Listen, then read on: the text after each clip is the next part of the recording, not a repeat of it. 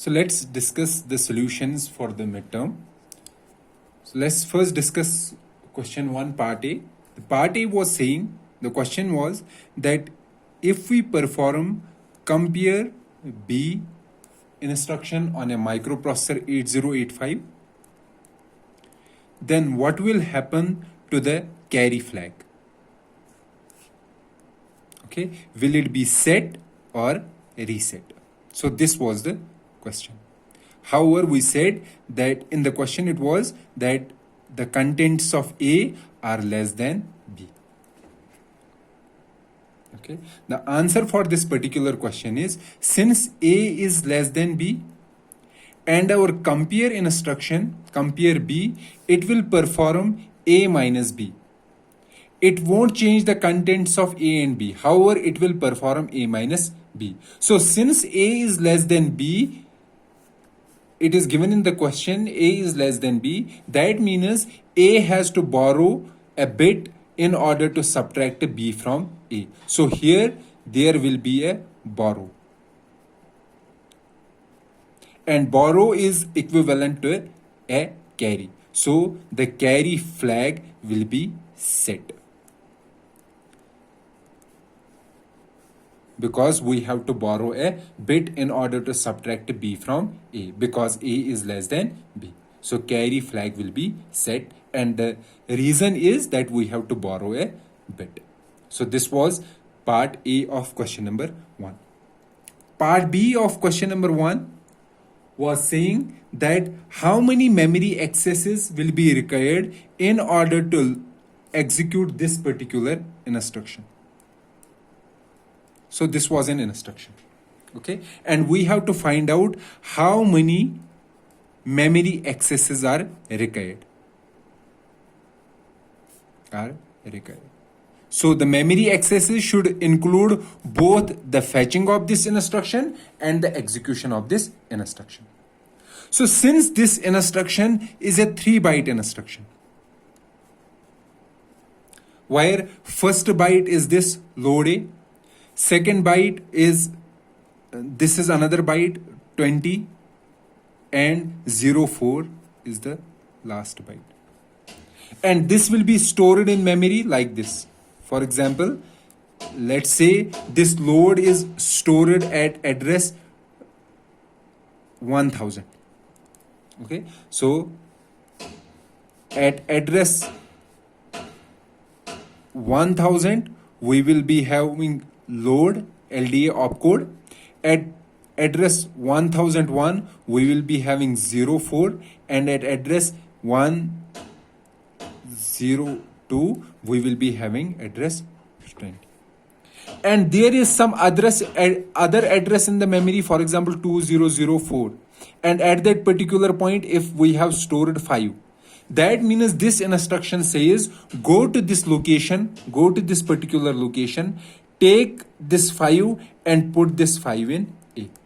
This is the functionality of load instruction. So we have to see how many memory accesses are required. So let's see. First, our microprocessor will have program counter is equal to 1000. So our microprocessor will go to this memory location and it will get opcode LDA, load. So this is memory access first, where we are getting this opcode LDA. Now after getting the opcode, we know it is a 3-byte instruction. So second access will be to get this 04.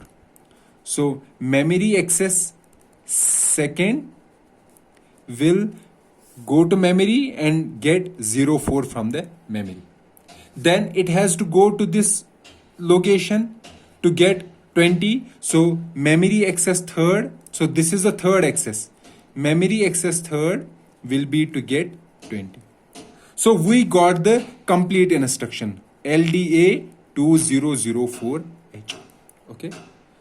So these 3 accesses are required to get the instruction. This is the fetching of instruction. Now we have to execute this instruction. What is the execution? Execution says go to this memory, get the data and put that data in A. So for execution, we have to again go to the memory, go to this location, get 5 from there. So that means we have to do memory access. So memory access fourth will be to get data at 2004H. So this will be our execution. So it will get data from here 5 and it will place that 5 in accumulator. So how many total memory accesses are required? So we require total 4 memory accesses. Okay, so this was the part B of question number 1. So let's now move to question number 2.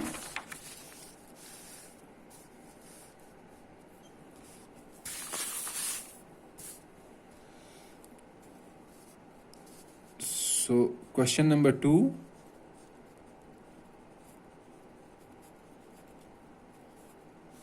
And part A. So what was the part A? The part A was saying that we have an 8K memory. Okay, and this memory is to be interfaced with 8085 microprocessor. And we said that this memory, this particular 8K memory, so this is our 8K memory. So since it is 8K memory, so it requires total 13 address lines. Okay, so it will require total 13 address lines, A0 to A12. So that this will be 13. And out of these, least significant 8. Okay, A0 to A7. Then these are other A8, A9, A10, A11 and A12. So these are multiplexed. That means these will act both as data and as well as address. And who will differentiate the address and data for these two? That will be differentiated with the help of ALE signal. And this memory not only has 12 address lines, 13 address lines, but it also has the following signals: ALE signal, memory read signal. So memory read is an active low. Memory write signal, this is also active low, and another is chip enable signal.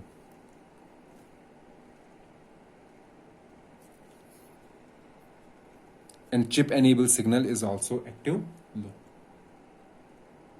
And we have said in the question, it was said that this chip enable signal should be generated by using the most significant 3 bits of the address generated by our microprocessor. Since our microprocessors, this is our microprocessor, it is generating how many addresses? A0 to A50. So most significant 3 bits, A15, A14 and A13. They will be used to generate chip select signal. And the remaining A12 to A0, they will be connected to these lines, address lines. Okay. And since microprocessor also generates ALE signal, okay, let me extend this. It also generates read signal, write signal, input output memory signal. Okay, these are the signals generated by ALE. So this ALE signal will be directly connected to the ALE signal of memory.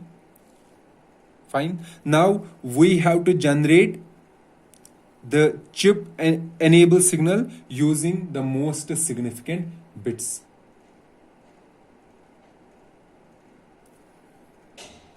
And we have given that this chip enable signal should be generated using the most significant bits when all are 0. So the interface circuit should be this, AND gate, and we should have a NOT gate here because our chip enable signal is, this is active low, and connect this with the chip enable signal. Okay, then we have to generate memory read and memory write. We know that memory read and memory write, they can be generated using read and IO, we can generate memory read signal, and using write and IO, we can generate memory write signal. So this was the complete interfacing circuit that you were required to make for this particular question. Question number 2, part A. And this NOT gate is here used only to depict that these are active low signals. Okay, so this was part A of question number 2. And part B of same question was, of the same question, question number 2 was that we have a 4K memory. Okay, and this memory is connected to our microprocessor, and our chip select signal for this particular memory is generated using following signals: A15, A14, A13 complement, A12. So this is our chip select signal, these bits. So for addressing this memory, we will require how many bits? So this will be 2 raised power 2 into 2 raised power 10. Okay, so this will be 2 raised power 12. So 12 bits will be required for addressing. So 12 bits will be A0 to A11. And the remaining bits A12, A13, A14 and A15, they will be used to generate chip select signal. So when will be this chip active? This chip will be active when chip select signal is 1. And when it is 1, this is 1. When this is 1, this is 1, this is 0, and this is 0, 1.